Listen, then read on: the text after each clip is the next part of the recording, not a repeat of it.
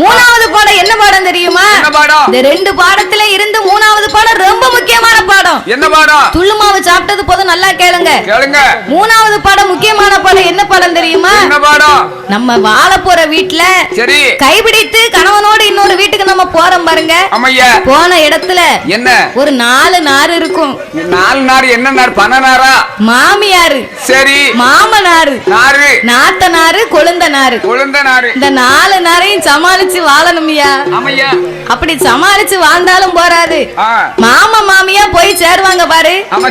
அவங்க போய் சேரக்கூடிய காலத்துல அவ எத்தனைதான் மண்டையே உடைச்சிருப்பா, வாரியில கொண்டு நல்லா அடிச்சிருப்பா.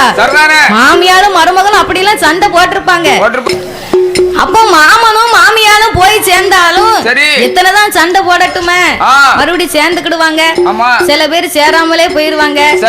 ஆனா சாவக்கூடிய நாளையில கைலாசம் போய் சேர்ந்துட்டாங்கன்னு வைகி ஊரு மைக்க ஒரு ஒப்பாரிய வச்சிடணும்.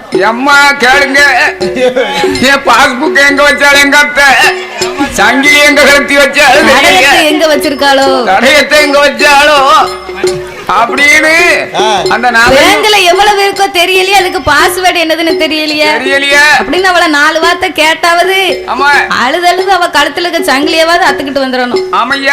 அப்போ ஊருமைக்கு ஒரு ஒப்பாரிய வச்சா தான் இன்னாருக்கும் காணுமா, மருமகளுக்கும் மாமியாளுக்கும் பாரு.